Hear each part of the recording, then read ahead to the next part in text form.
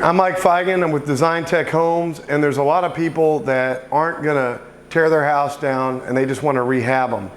And there's a lot of misinformation about what you need to do in this process. And I wanted to take you through the whole process of what you need to do before you even put the sheetrock back and how you can put the insulation back. This home was built between 1950, or homes built between 1950 and about 1980. Many of them were wrapped with gypsum. And what that means, it says gypsum, water repellent. It's not waterproof. So just like the gypsum, which this is, that's sheetrock, this is gypsum. And so there's a lot of people saying you can leave this board because it dries. Well, I just took a moisture meter, and the moisture meter is something you can go buy at Home Depot or Lowe's. And this moisture meter read 50%. Now the water in this home got 5 feet or 4 feet over here, and it's 50% reading up here. So you're going to want to cut out this gypsum because it's soaked up the sewage and raw sewage and flood waters. This home was underwater for this home was underwater for 10 to 12 days.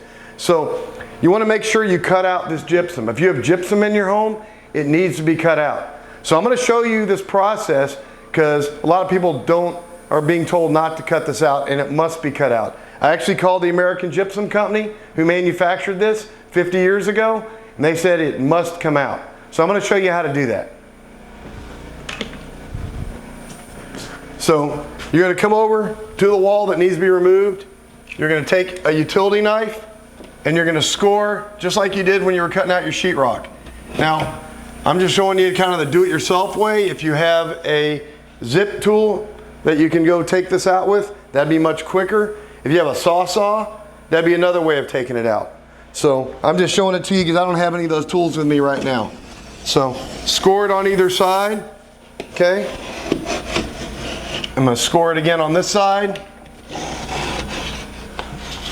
Okay, if it got higher, obviously, you're going to cut it out higher. Okay, so it's scored. Now it's kind of a pain, but you're going to break it out, okay? So you can use your foot to break it out because on the other side of this is brick, or you can use sledgehammers, but break this material out. So I just start kicking it some because it'll break free, okay? So I like using the end of my boot. But you can see this soaking wet. It's completely wet inside and actually smells quite bad. So if you close your wall up, your house will smell like this for a very, very long time. So it is going to be a pain to get it out, but it's the right thing to do. If it's left in there, and I would film this if you're going to keep your home. I would film that you did this in your entire house because anybody who's going to go buy a home that's been flooded, it's kind of like buying a flooded car. They're going to ask, hey, was it really fixed? And if you don't do this and don't prove you fixed it, I'm telling you, you might have a really tough time selling your home. So you remove all this debris, okay? Then you pull it out. You see, it's just paper. It looks just like your sheetrock. Pull it all out. If I was you, I'd wear gloves. Okay?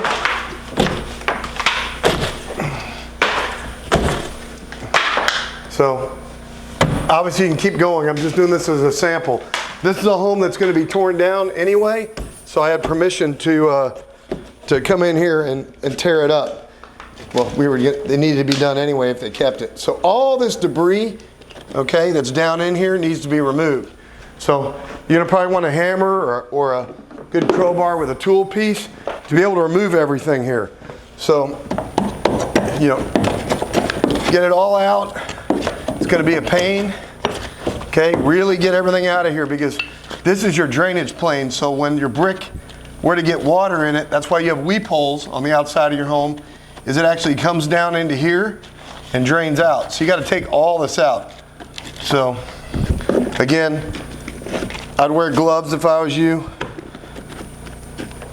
I'm not being very smart. And I'd also wear a mask. But I wanted to be able to so you could hear me very well. So you're going to clean this out completely. Okay? And I'm not going to do the greatest job right now because I'm doing it as demo. But you're going to want to get out in here and then get a shop vac and vacuum it all out. So when you're done, you want your home to look almost like it was brand new, clean on the wall here. You can see, okay, that clean all the stuff off if you can. You going behind it, okay? clean out everything around here so that it's nice and clean. Clean the entire cavity out so that when you go put what I'm going to show next, you're going to be able to do it. So the other thing you got to do is get this all out. So all the way around the house on the exterior walls, you want to take out this gypsum board.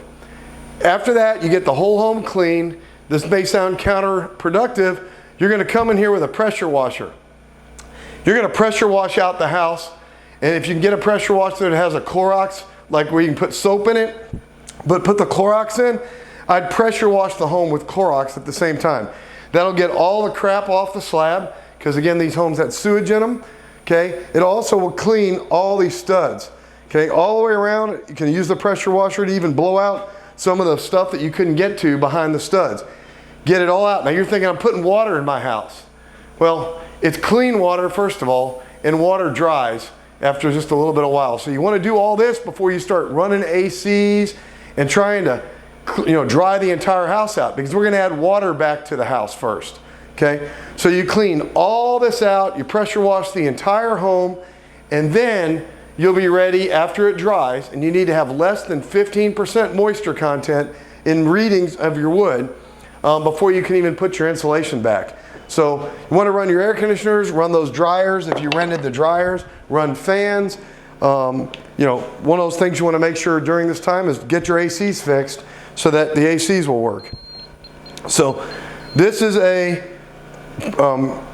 moisture meter. It has two little prongs on it, and so you're able to go right up to this wood or anywhere you're touching. You touch it with these two prongs, and it measures moisture content, okay, of the stud. Okay, can also measure moisture content of this. See, that's 50%. I don't know if it'll hold it there. I think it will. I think if I do that, look at that. That shows 50% moisture content. Obviously way too high, and so that doesn't work. Okay? So that's why you should get one of these, so you really know what's going on in your home. Okay? Just like it can measure moisture content on your slab as well, like before you put down. So your slab right now in this house is 28%. You think, oh, it looks dry. You can't even put wood floors in or any kind of floors over a flooring that has 28%. You need that reading below 10%, okay? You want it to be below 10% before you're putting any other types of products on your floor. So as you can see, this house is really wet, and obviously it doesn't have everything running. So those are kind of the stages of what you're going to need to go through. And now I'm going to show you after it's dry, even though we're not going to have it be beautiful in this house. After it's all cleaned up, after you got your house dried out, the next step would be to go put on what we call a vapor barrier. This was considered a vapor barrier, meaning when it rained on the outside or it came through the brick, it would hit the back of this board and run down and go out the house. And that's the reason I'm telling you to clean out behind the brick here. Make sure that that's very clean. So if water does come through here later, which it does, with bricks weep, you want to make sure that it drains and goes outside. But I'm going to use a product. It's a home wrap. This particular home wrap's made by Tamlin. Great wrap. And we're going to use the home wrap and show you how it goes on the inside of your studs all the way around, and it'll go to the outside. I'm going to show you staple gun it. And then we're going to have someone come in, and the best insulation in this particular case would be to use a spray foam insulation, because it'll really seal up everything and cover all the gaps. I think fiberglass is just fine. If that's all the money you have and you only can afford fiberglass, or you're doing it yourself, then the fiberglass insulation, I brought some, and I'm going to show you how that gets installed.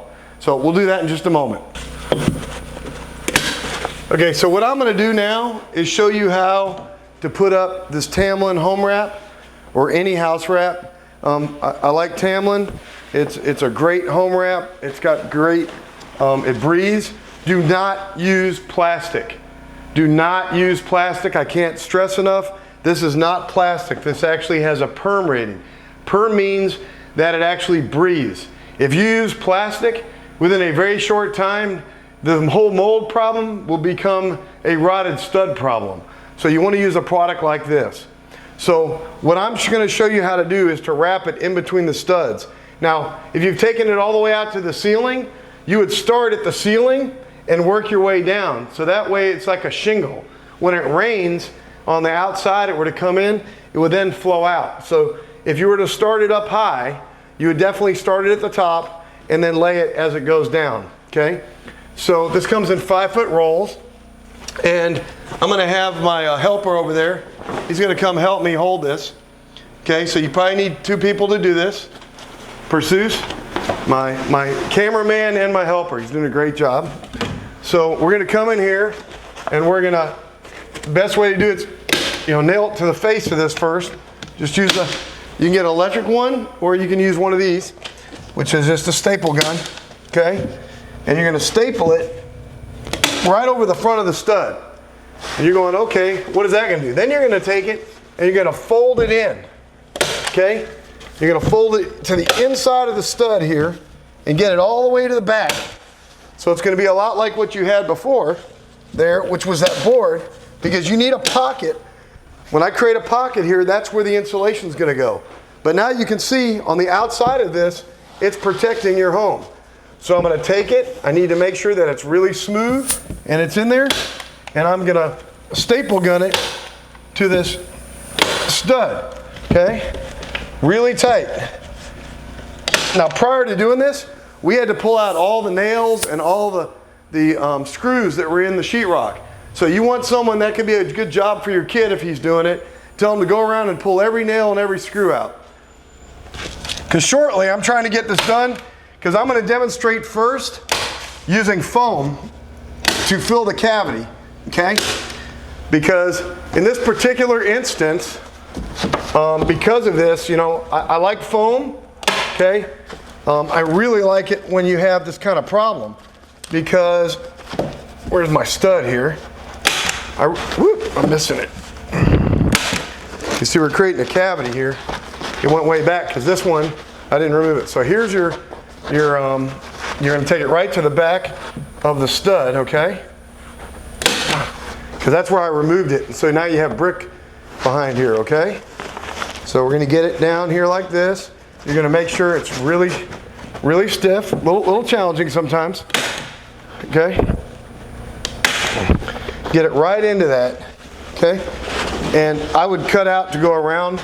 It's called a let-in brace if you got to get there, but I'm demoing this, so if we get our razor, I will show you what I would do here.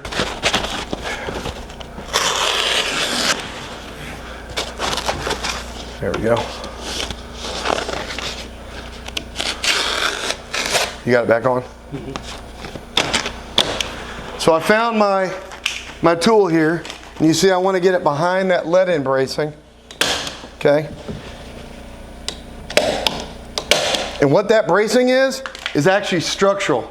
When we used to wrap today we wrap all our homes with plywood or OSB, but you can also brace your home by using these let-in bracings, and that's what that was. So as you see, I'm creating a pocket here, a nice pocket. You want to make sure it's nice and smooth, just as we did here. It's pretty cool. Okay, looks all good. And now, not only did you cover, any of the bad stuff and keeping the water coming in, you also covered your studs. You've now kind of protected your studs as well, but they will breathe. So you see how nice and tight. I'm trying to just make sure it's all stapled, gunned up. When they come in to spray that foam, it'll look awesome. Okay? Or you could put, again, insulation on the wall here. So we're going to keep going down this wall. And you want to make sure you keep it nice and straight. This is a house we're going to tear down. I thought my assistant missed one of those nails. I could have said not a good assistant, but can't blame him now. So anyway, that's it right there. So anyway, so you keep going down. I'm going to do one more cavity here. Okay? So one more cavity so we can show how tight it is.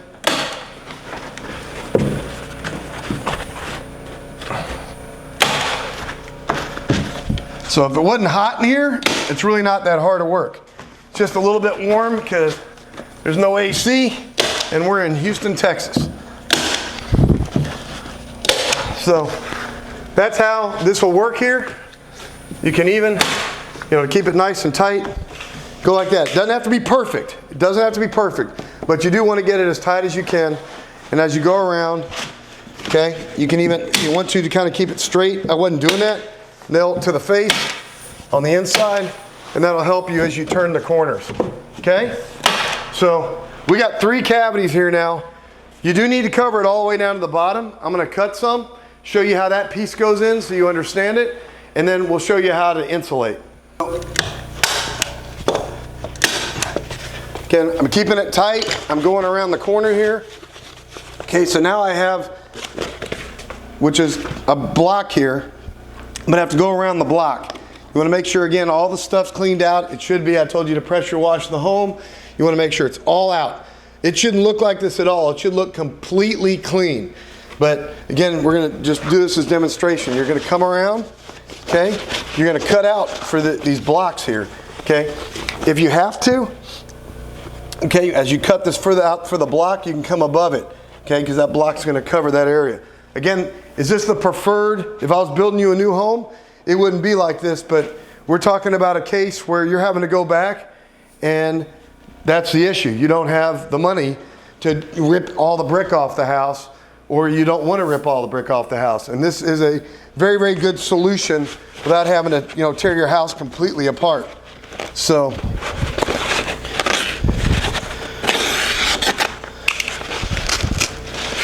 all right here, so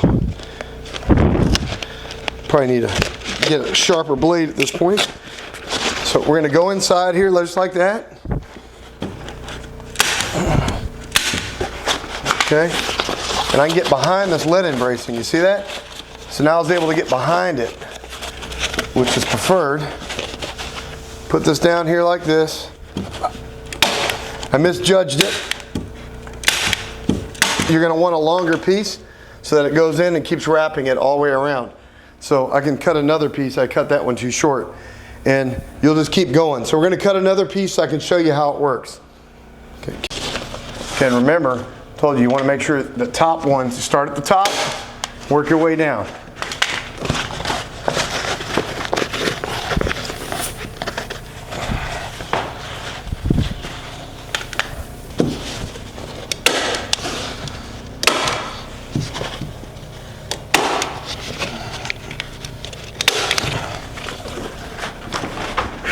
I tack this up here just to hold it, get it out of the way. There you go.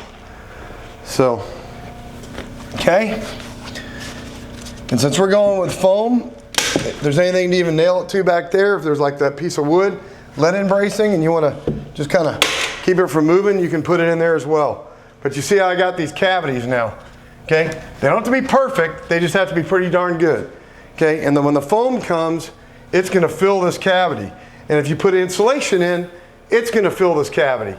In this particular instance, they pulled out the insulation all the way up. That's why in a normal house, I'd take this all the way up to the ceiling, because you got to insulate behind that wall. So you got to insulate all the way up to the ceiling. Okay? So we're going to finish this up.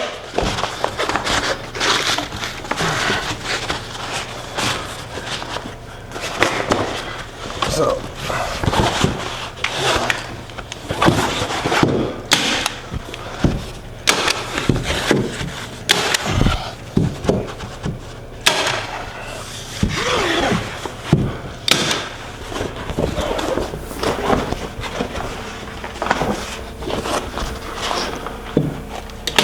Okay, so all I'm showing you is 3 cavities.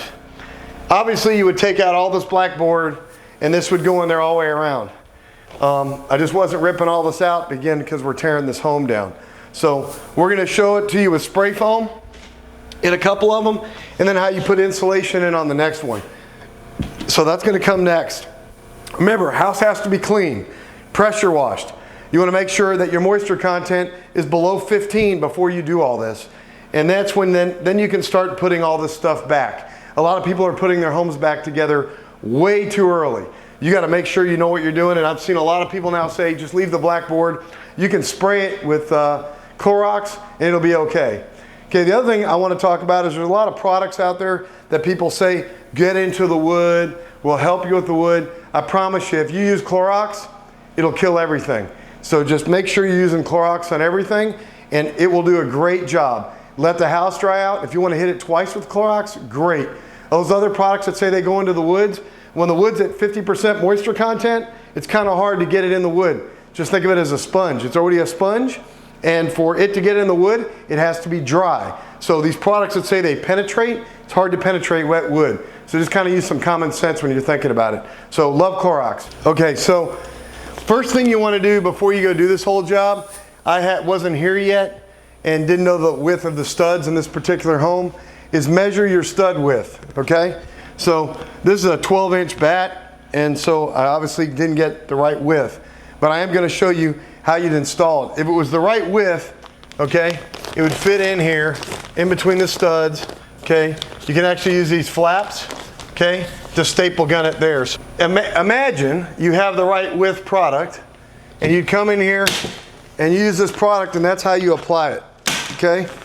And it would, this tab, if we had the studs at the right width, or I should say, if I had the insulation at the right width, it would then staple onto this other front. But it's as simple as that. Do not compress the insulation. Pushing on insulation loses R value. This is R13.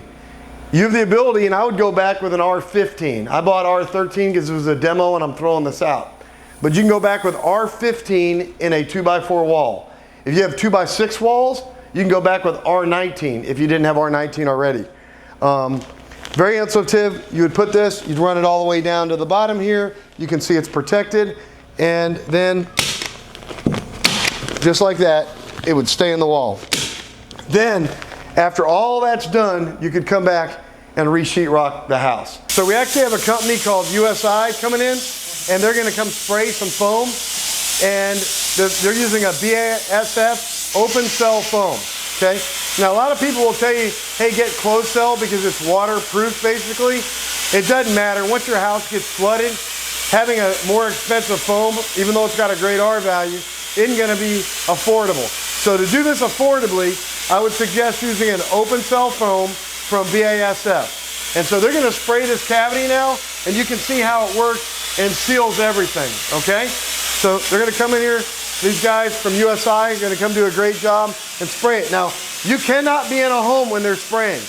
It's got a lot of chemicals to it, a lot of stuff that's caustic, and so you're going to see they're going to be wearing masks and everything. So you don't want to be in the house while they're doing this, and you don't want to buy this stuff and do it. Now, that little grate stuff that you spray, it's okay for you to do that. But you definitely want to have a company come in and do this process for you. It's not a do-it-yourself. So he's going to spray, and because they're using foam insulation, it's R15. So this is going to be R15 insulation when it's done. Now you see what it does? Foams up that whole wall. Okay? Really awesome stuff. Okay? And after that dries, they actually cut it off so that it's level with your sheetrock. You can see how that seals up your entire house. So in the particular case of a flood, this is really the best alternative before you do the other one.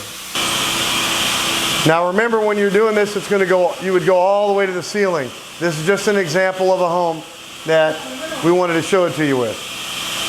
And do not stay in a house that this is going on with. I can already tell you it's very caustic, and that's why they're wearing those masks.